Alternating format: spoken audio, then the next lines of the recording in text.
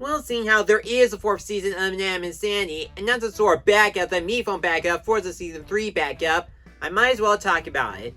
And I decided to bring this guy right here, seeing how he is the new host of the game, and I wanted to get into the season 4 spirit. If you actually watch the entire show, including the season 2 finale, we already established that Mifune didn't just create the show, he actually created all these characters, Fan, Suitcase, Knife, everyone. Before they joined the game, they never had a life before it. No family, no jobs, no homes or anything. It's revealed that Mifune's creator, Steve Cobbs, implemented an alien egg orb inside the Mifune, allowing him to generate and regenerate non-living and living objects. But the Prime Shimmers have been looking for their eggs for eons, and Suitcase, Knife, and everyone else wanted to bring the alien egg back to them, and the only way to give it back to them is to bring the alien orb with them after leaving the void. Now that Cobbs is defeated and the aliens got their egg back, Mifune doesn't really see a reason to continue Inanimate Insanity, and he doesn't have his powers anymore. And he decided to let the characters that he created do whatever they want with their new society. It's not up to him anymore. Like everyone, I thought it was the best ending for the show, but when I heard they made a legit 4th season, I was thinking, what are they gonna do with it? Are they going to show a slice of life adventure? Are they really going to continue the game even though Mifune doesn't have his powers anymore? It's a lot like Toy Story 4. Sure, 3 felt like the perfect ending to the franchise, but 4 still answered the question why it existed storytelling-wise. At least with Toy Story 4, it explores the purpose of being a toy, and what do you do after you complete that purpose? Do you still act like you still have to finish that purpose, or do you find a new purpose? And it's still the best 4-movie franchise, by the way. Which is why I now view Toy Story 3 as the end of Andy, not the end of Woody and the gang, and it clearly shows with their shorts and holiday specials, and I highly doubt Andy would actually make a prominent appearance in number 5. The reason why I brought it up is because Inanimate Insanity IV seemed to follow the same direction that Toy Story 4 have of finding a new purpose in life, and like the movie, it's so far going into a great direction. The first episode actually starts with the void with Mifune 4G actually trying to motivate the rejected characters to get out while they still can. Instead of a racetrack to manually recover themselves, they had to play basketball in order to continue and go back to the service world. The people left in the void are Teddy, Spiky, Jack, Tabby, and Belle, but only 4 of them made it, while Belle disappeared without a single sound. So as they return to the II world, all of our favorite characters try to welcome them and explain that the game is no more. Everyone is pretty much free to do whatever they want in the OSC. And when you sing a catchy song about it, it must be true. Well, everyone is still glad that they have their own freedom of choice, and they even build a community around the island, like a hospital, restaurant, etc. But of course, none of the newbies felt happy during the tour. They were too focused on the game, even though Inanimate Insanity is really over. However, Fan stepped in and confessed that he felt unhappy about it too. I mean, Fan was assigned an air condition at the hospital. An air condition! And he's not the only one. Test Tube, Lightbulb, and even Pepper had some complaints as well. However, Test Tube realized that the game actually gave them real-life experience, and it even helped them find their roles outside of the game.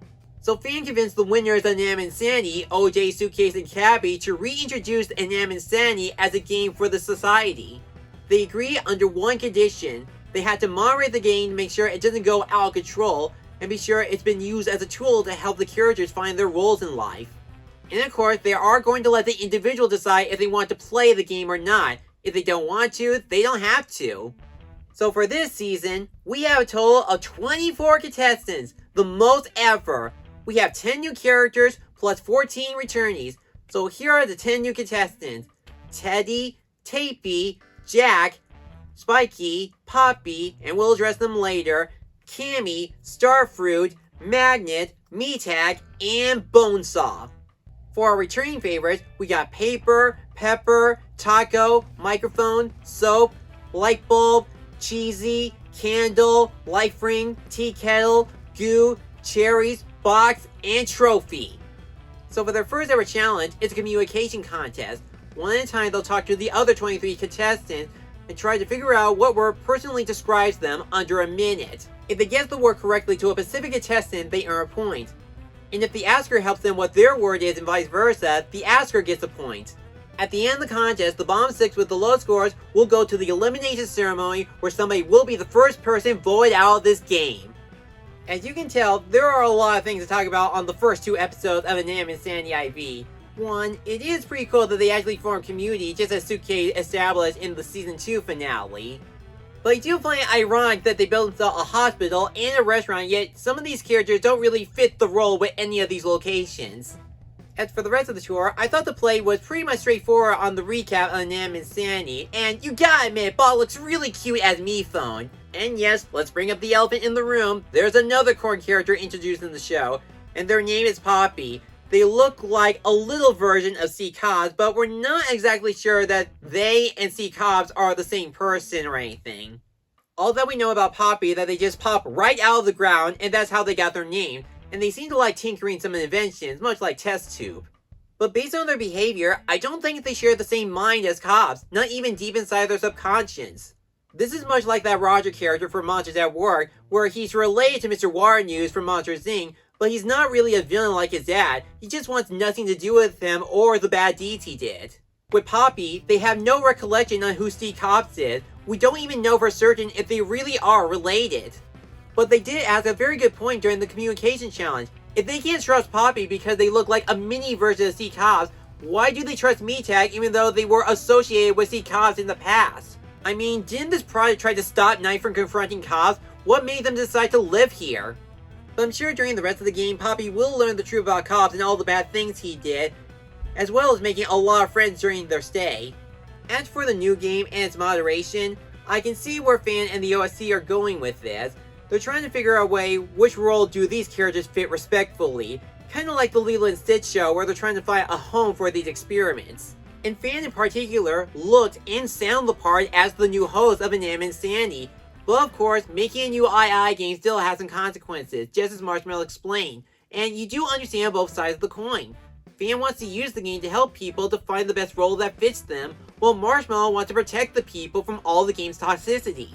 No matter if they cancel the game or its eliminations, nobody's going to be satisfied or adapt easily to their society. But Marshmallow is still not wrong about the toxicity, because at the end of the episode, despite Fan and Testu announcing a brand new twist where if the elimination player gets eliminated, they still got a chance to rejoin by helping the other players.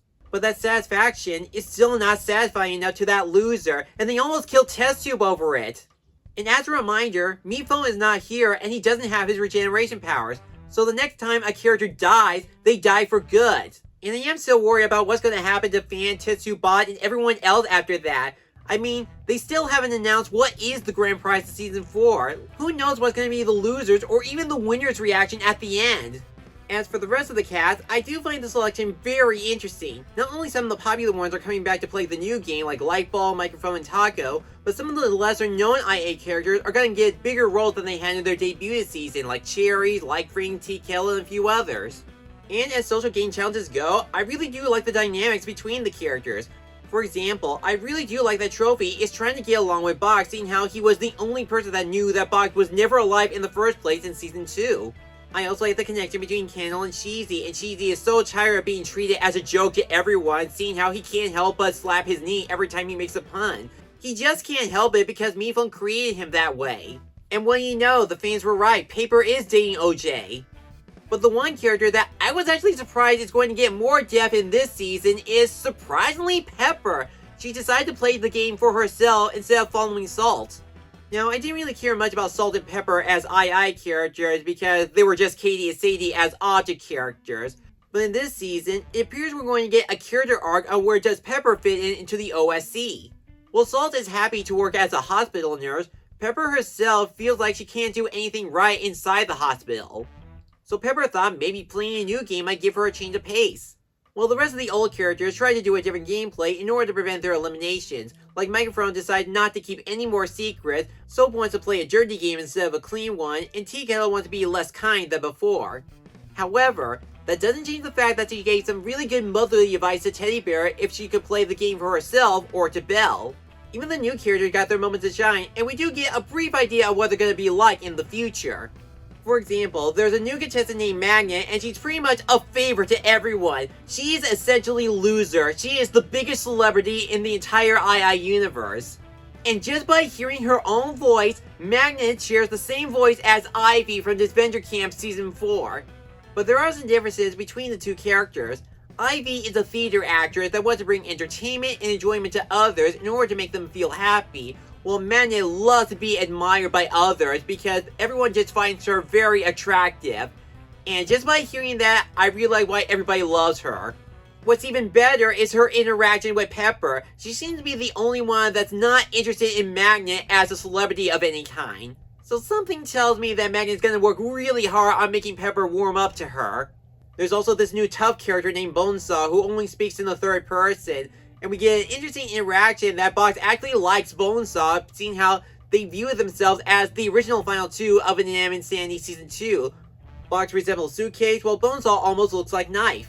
I also like this new rejected character named Tapey, where she auto-records everybody talking, and she uses it as a memory tool. There is one character that did appear in Season 3, but not as a contestant, but an extra character, and that's Cammy. They were originally part of the Uninvitational Committee where they tried to kill Mephone, but in this season, they now worship Mephone because he created them. So now that we got to know the cast of Inanimate Insanity Season 4, I say the season premiere is off to a great start. It had funny jokes, great character interactions, especially during the communication challenge, an interesting direction on using the game to find a good role for these characters. So I'm definitely looking forward on where this season plays out. How will the game continue after Tetsu's traumatic experience? Who will be pulled off next? And can the new game really help the contestants? Find out next time on Inanimate Insanity IV!